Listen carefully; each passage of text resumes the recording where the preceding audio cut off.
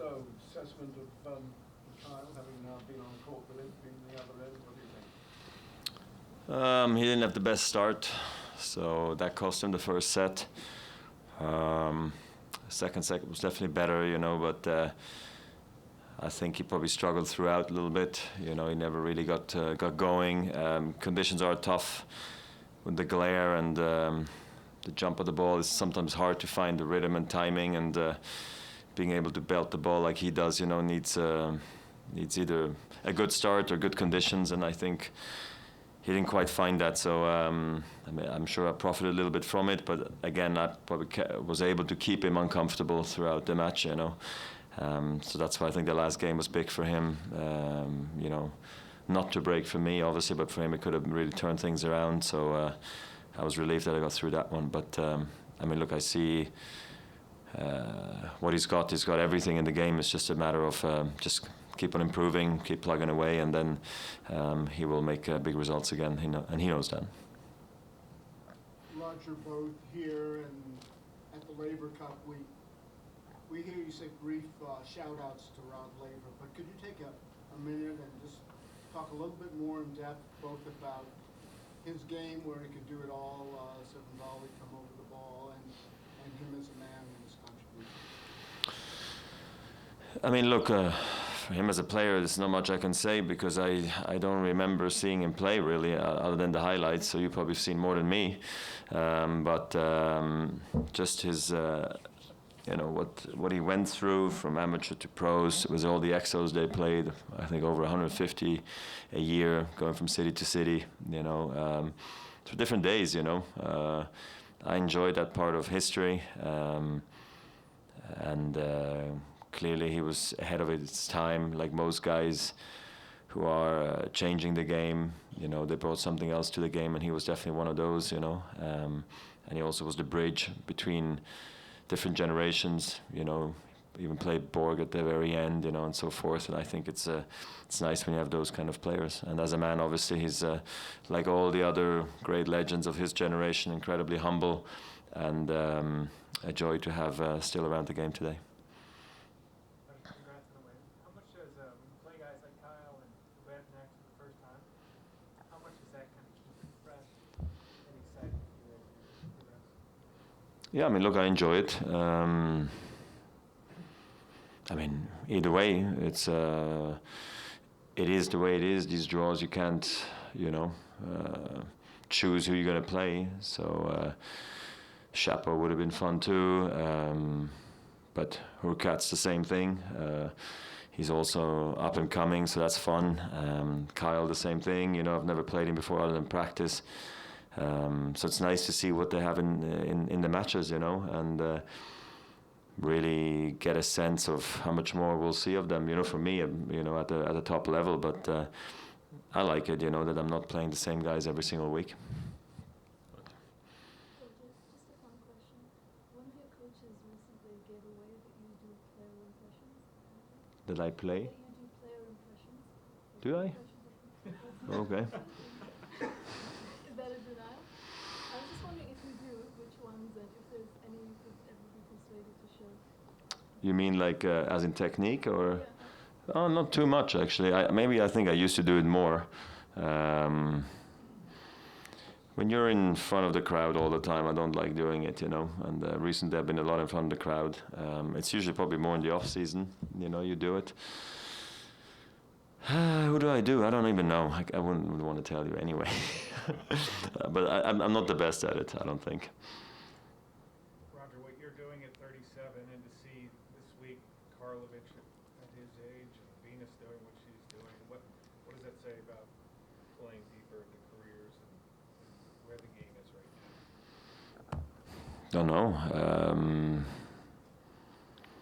It's definitely nice to see players. I think number one, you got to be happy to be on tour. It's very simple, because usually you're not at your career high, ranking-wise anymore at that age. So you have to pick on something else that's exciting for you, whatever that may be. Travels, match play, whatever, practice. life on the road, and so you got to be passionate about what you do. And it's nice to see that.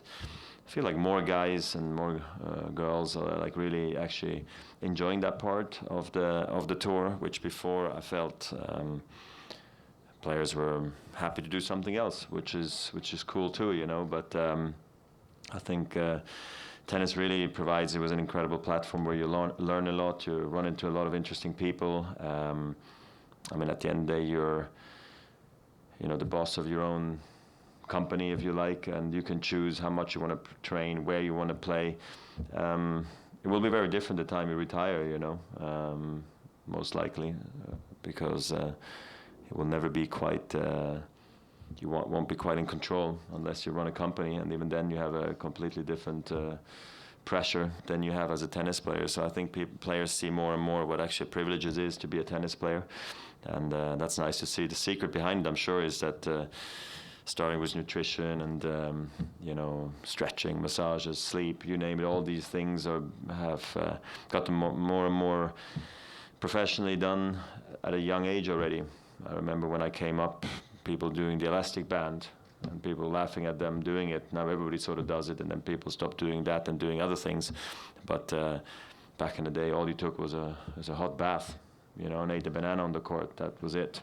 And nowadays, people do all sorts of crazy stuff. So it's interesting to see how the game has evolved. But I still like it when it's somewhat amateur-like to some extent, because I don't want it to become too all scientific, to be quite honest.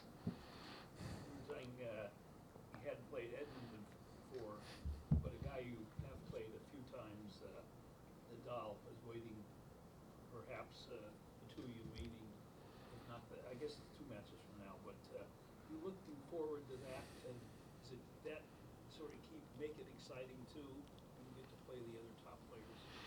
Yes, absolutely. I think that's also one of the reasons I'm still in the game, is that hopefully when I play the top guys, that I'm ready for it. For that I train hard.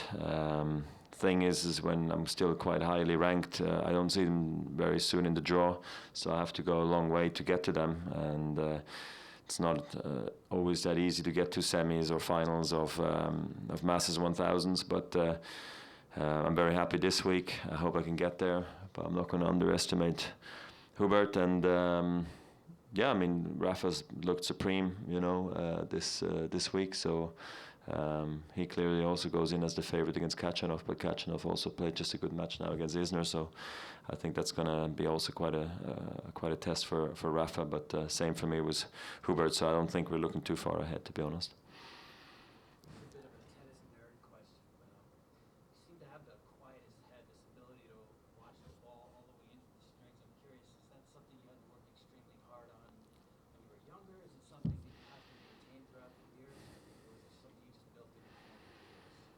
By keeping the head down.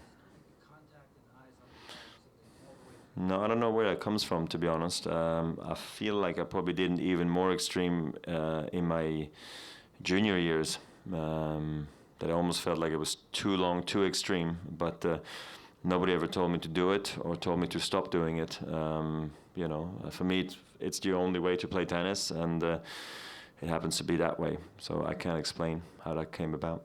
Last 2 questions.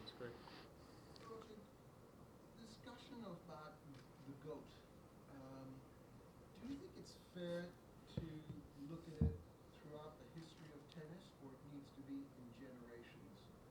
That it's difficult because of the different phases of the sport to actually pinpoint one person as the greatest of all time. Yeah, I mean, it's definitely difficult overall, and I don't think Ken Rosewall was thinking of how many majors he was going to win, and I think. The future is only going to be reminded even more so of what everybody has achieved, and I think players 30 years from now are going to chase much more records than I did early on, or Pete did, and so forth. And because the game was what it was, it's very difficult to compare. You know it, and to be quite honest. Yeah, maybe you could do it in generations, but I think at the end of the day, it's just a fun and interesting debate. Nothing more. We'll never quite know, because you only get sometimes a chance to be the youngest to win a slam. You only get a chance later on to be the oldest to win something. What's more difficult? I don't know. Sometimes you also get unlucky or lucky that a streak broke because of injury, because some freak accident. Does that ruin everything? I don't know. So it's really difficult to, anyway, to see all these things. But what I know is that I think any player who's in the conversation is already incredibly proud of that effort. That's when you. Roger, the other day I asked Belinda that if she could choose to be one other person for one day, she picked you. Oh God, okay. Well, she basically knows already what my day looks like, so. Not a tennis player, something else. Don't know. Probably a musician, see how it is on the stage. Yeah. Thank you. You're welcome. Excuse Chris. Yeah.